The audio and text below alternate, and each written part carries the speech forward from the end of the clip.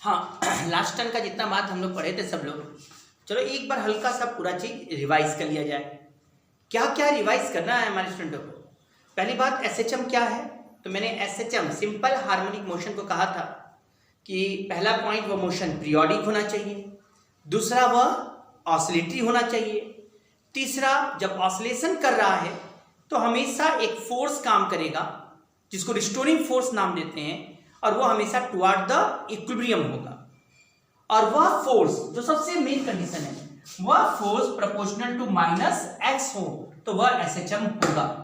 कभी भी हमको प्रूव करना होगा फोर्स तो प्रोपोर्शनल टू माइनस एक्स। हाँ, यहाँ माइनस साइन का क्या मतलब है?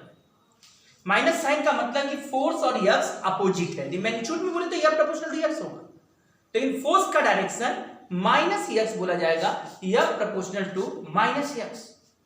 एक्स कहां से मेजर किया जाता है? एक्स क्या है बेटा? जनरली लोग डिस्प्लेसमेंट बोलते हैं, डिस्प्लेसमेंट फ्रॉम इक्विलिब्रियम, या यह समझता हूं एक्स क्या है। यदि हमें बोलना हो तो एक्स है position of particle from equilibrium. X हमेशा इक्विलिब्रियम से नापा जाएगा और ये position of particle from equilibrium position है।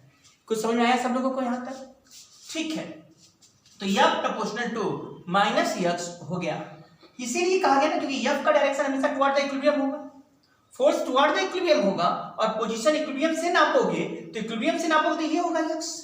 एक्स एक्चुअल में डिस्प्लेसमेंट फ्रॉम इक्विलिब्रियम बोलो या position of particle from equilibrium ज्यादा बेहतर है। तो इक्विलिब्रियम से नापेंगे, ये एक्स इधर जाएगा, और फोर्स हमेशा इक्विलिब्रियम के अलाउंग तो ये इधर की तरफ आएगा, तो एफ और एक्स अपोजिट होना ही है। तो यदि तुम्हें यह दिख जाए कि एफ जो है, यदि तुम्हें यह दिख जाए कि फोर्स जो है वो प्रोपोर्शनल टू माइनस एक्स आ गया, यदि तुम्हें यह लग जाए कि एफ जो है वह इक्विलिब्रियम की तरफ पॉइंटेड है, यदि तुम्हें लग जाए कि एफ इक्विलिब्रियम की तरफ पॉइंटेड है तो समझ जाओ कि माइनस साइन लगेगा। अब बस वो प्रोपोर्शनल टू माइनस एक्स आ जाएगा तो एसएचएम कहला जाएगा। तो ये था, इसी में कहते हैं ना एफ बराबर क्या बेटा? माइनस के एक्स। बल्कि यहां पर हम ये भी बोलते हैं कि A proportional to minus X भी कंडीशन होगा। कई जगह A proportional to minus X लिखाएगा एसएचएम का कंडीशन। और ध्यान दीजिएगा, आप भी समझ रहे होगे, या ए बराबर क्या हो जाएगा? माइनस के by M into X, F बराबर एम ए होता है। और जानते हो ना, जो हम बात बताए थे, के बाई एम ही कुछ नहीं, ओमेगा स्क्वायर है। के फोर्स कांस्टेंट बोल दो, यही है ना एसएचएम में, ए बराबर माइनस ओमेगा स्क्वायर एक्स। इस रिलेशन को यदि फॉलो करता है तो वह सभी इक्वेशन एसएचएम के इक्वेशन कहलाते हैं। याद है एसएचएम का स्टैंडर्ड इक्वेशन हम लोग ने बोला था d2x बाई dt स्क्वायर, इसको इधर फेंक दो, plus omega square x equal to 0। यह एसएचएम का स्टैंडर्ड डिफरेंशियल इक्वेशन है।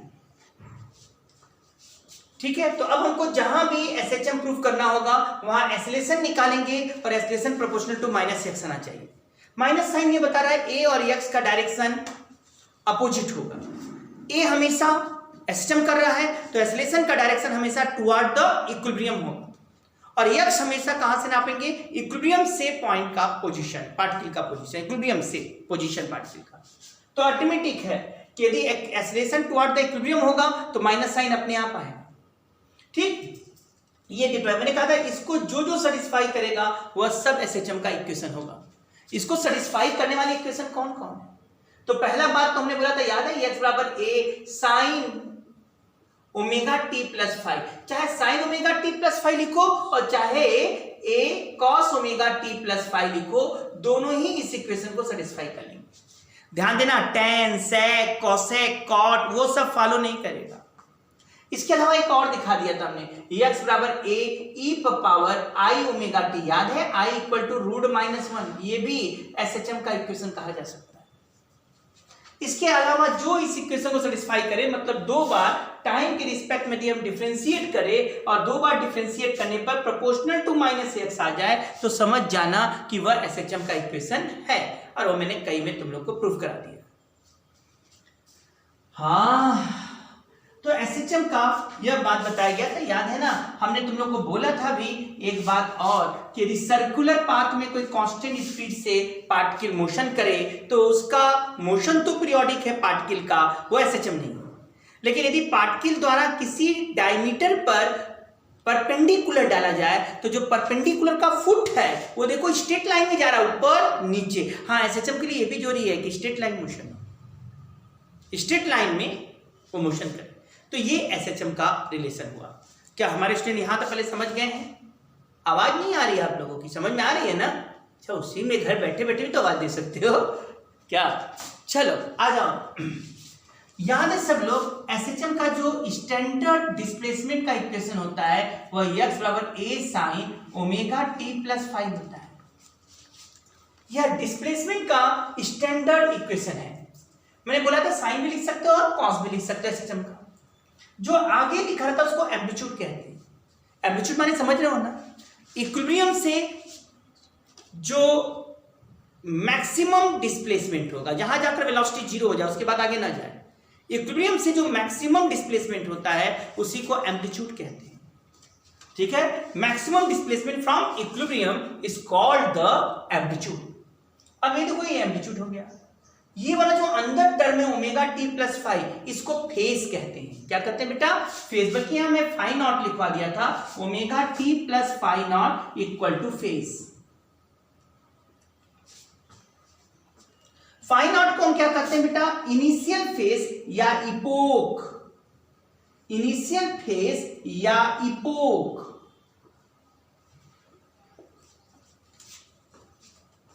याद रखना, मैंने ये भी बोला था कि यदि इक्विलिब्रियम से मोशन स्टार्ट करे, क्या करे बेटा?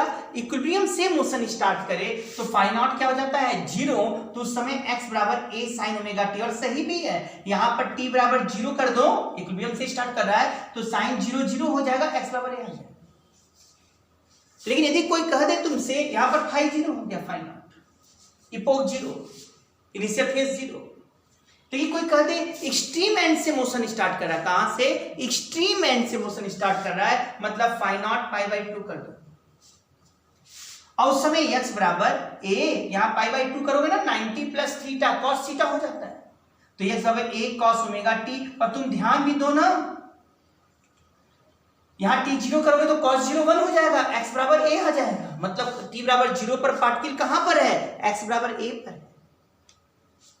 इसका मतलब यदि पार्टिकल ने कहीं भी इक्विलिब्रियम से मोशन स्टार्ट किया तो equation a sin omega t, और एक्सट्रीम एंड से स्टार्ट किया तो equation a cos omega t। मैंने ये बता दिया था, शायद याद होगा सब लोगों को। ये एसएचएम के डिस्प्लेसमेंट का इक्वेशन। मैंने कहा था इसको डिफरेंशिएट कर दो, v बराबर dx बाई dt कर दो, तो बड़े अच्छे से यह रिलेशन आता है a omega cos omega t plus 5।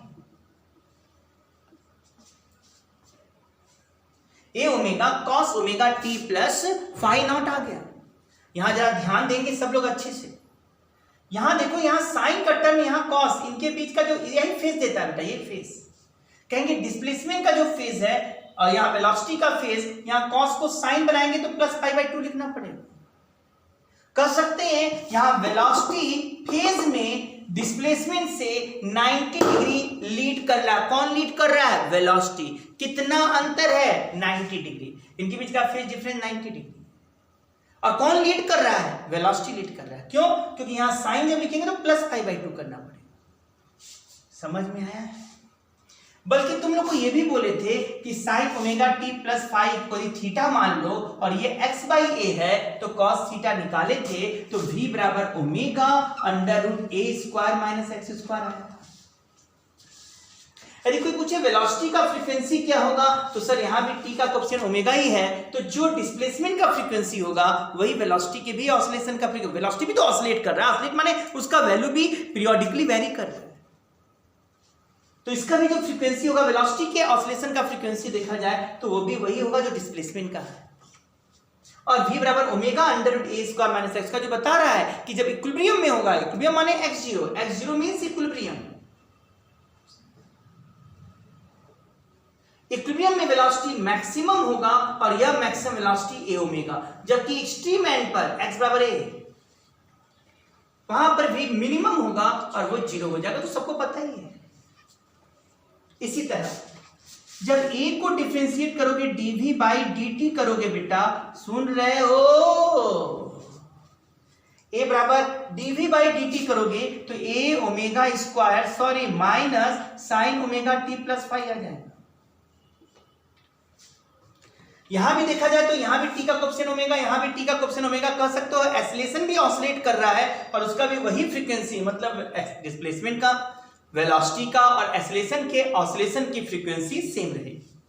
लेकिन हाँ, फेस की बात करें तो ये देखो यहाँ माइनस है, इस माइनस को अंदर करेंगे तो प्लस पाई हो जाएगा। याद है ना, माइनस साइन थीटा कब आएगा, जब साइन पाई प्लस थीटा, और ये प्लस पाई आ गया तो एक बड़ा अच्छा सा बात है कि इससे ये 90 डिग्री लीड किया और इससे ये भी 90 डिग्री लीड किया। मतलब कहने का, यदि कोई पूछे वेलोसिटी और एसिलेशन के बीच का फेज डिफरेंस क्या होगा, 90 डिग्री। कौन लीड करेगा, एसिलेशन।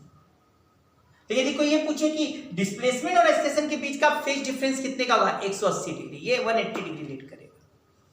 हाँ, यहां पर ये दिख रहा होगा sign omega T plus five, पूरा टर्म जो है वो यक्स है, तो ए बराबर माइनस ओमेगा स्क्वायर यक्स।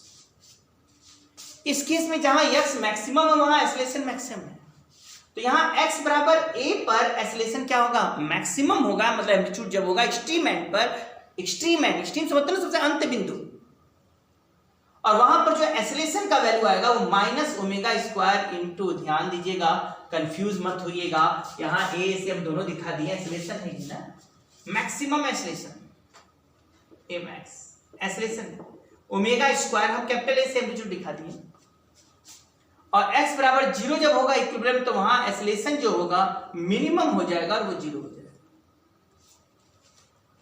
इतना बात हम लोगों ने कर लिया था। यही नहीं बेटा, हम लोगों ने काइनेटिक एनर्जी भी निकलवा लिया था। अरे तुम लोग को याद आए सब लोग को, तो काइनेटिक एनर्जी के ई बराबर, याद करना, हाफ mv स्क्वायर था, और वही हाफ mv स्क्वायर कर दो तो half m omega square a square minus x square हो गया था। और एक चीज और बता दी, यदि कह दिया जाए कि पार्टिकल एसएचएम कर रहा है f फ्रीक्वेंसी से, काइनेटिक एनर्जी कितने फ्रीक्वेंसी से ऑसिलेट होगा, तो हमने बोला था 2f से। क्यों 2f बोला था, याद है ना बेटा, v आया था, v का स्क्वायर जब करेंगे तो half m a square omega square cos square omega t plus five होगा। कॉस स्क्वायर को cos 2 ओमेगा टी के टर्म में लिख सकते हैं। cos स्क्वायर ओमेगा टी को क्या लिख सकते हैं, cos 2 ओमेगा टी प्लस 1/2। वहां t का कोएफिशिएंट क्या है, 2 ओमेगा, मतलब वहां फ्रीक्वेंसी 2f हो जाएगा। तो काइनेटिक एनर्जी का भी ध्यान दीजिएगा, ऑसिलेशन का फ्रीक्वेंसी 2f होता है। पोटेंशियल एनर्जी की भी ऑसिलेशन का फ्रीक्वेंसी क्या आएगा, 2f, क्योंकि sin स्क्वायर ओमेगा टी को भी cos 2 ओमेगा टी टर्म में लिख सकते हैं। लेकिन कोई कहे बोले चेंज इन काइनेटिक एनर्जी और पोटेंशियल एनर्जी क्या ऑसिलेशन का, काइनेटिक एनर्जी पोटेंशियल एनर्जी के चेंज का 2f होगा, लेकिन डिफरेंस का बोलेगा, क्योंकि डिफरेंस में माइनस नहीं लेते हैं, जो डिफरेंस का बोलेगा तो 4f होगा। काइनेटिक एनर्जी पोटेंशियल एनर्जी का डिफरेंस का बोलेगा तो 4f, चेंज का बोलेगा 2f। काइनेटिक एनर्जी की ऑसिलेशन का फ्रीक्वेंसी 2f, पोटेंशियल एनर्जी की ऑसिलेशन का फ्रीक्वेंसी 2f। समझ में आया भाई? पोटेंशियल एनर्जी का भी फॉर्मूला हमने डिराइव किया था, और याद करो u not plus half m omega square x square था। निसंदेह यहां पर जब x a के बराबर होगा तो यहां पर कर सकते हैं काइनेटिक एनर्जी 0, मतलब एक्सट्रीम एंड पर, कहां पर बेटा, एक्सट्रीम एंड पर काइनेटिक एनर्जी मिनिमम होगा और 0 होगा, जबकि एक्सट्रीम एंड पर पोटेंशियल एनर्जी मैक्सिमम होगा, और ये half u not plus half m omega square a not होगा, a स्क्वायर एम्पलीट्यूड। जबकि इक्विलिब्रियम पोजीशन पर, इक्विलिब्रियम मतलब x बराबर 0, ये x बराबर a था, इक्विलिब्रियम पोजीशन पर काइनेटिक एनर्जी मैक्सिमम होगा और ये होगा half m omega square a square, जबकि पोटेंशियल एनर्जी वहां पर मिनिमम हो जाएगा u नॉट। समझ में आया? इसका इक्विलिब्रियम पर पोटेंशियल एनर्जी मिनिमम और एक्सट्रीम एंड पर पोटेंशियल एनर्जी मैक्सिमम, जबकि काइनेटिक एनर्जी इक्विलिब्रियम पर मैक्सिमम है और एक्सट्रीम पॉइंट पर मिनिमम है। क्या यहां तक सबको याद कर जाना है, घोर के पी जाना है, इसीलिए बार बार रिपीट करवा रहे हैं। अब बात पड़ता है, इतनी के बाद, इतना चीज कलेक्ट करने के बाद, अब हम तुम लोग से सीधा सीधा बात करते हैं ग्राफ का।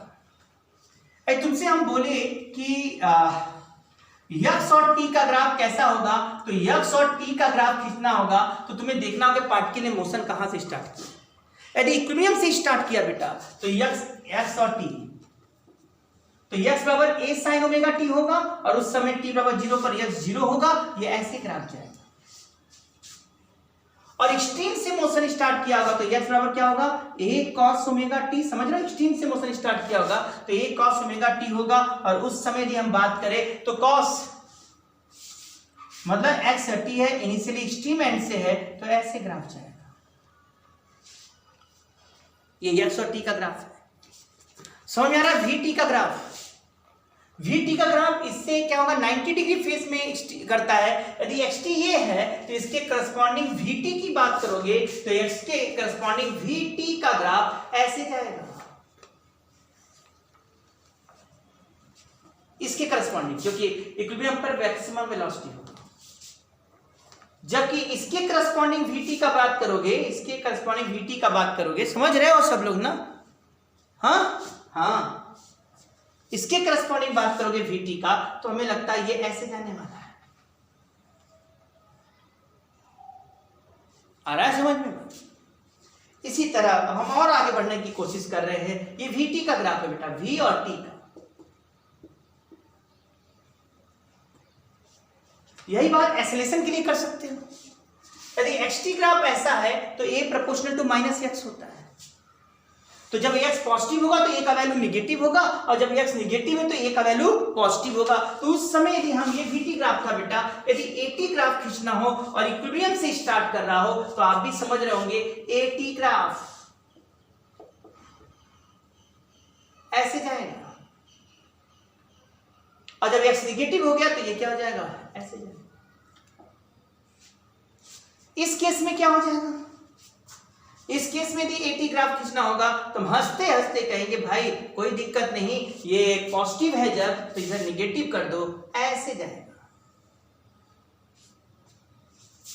तो xt, vt और at ग्राफ मैंने बता डाला है SHM के लिए। अब बात करें v और x का ग्राफ कैसा आएगा। v और x का ग्राफ कैसा आएगा, v और x का ग्राफ कैसा आएगा तुम ही बताओ। v equal to omega under root A square minus X square है। ध्यान से देखो तो v square equal to omega square A square minus omega square X square, v square plus omega square X square equal to omega square A square, मतलब v square upon omega square A square plus X square upon A square equal to 1। v और x का graph है, तुम ध्यान से देखो तो ये इलिप्स है। v y एक्सिस पर y square by b square plus x square by a square, और ये पूरा ऐसा बनेगा भाई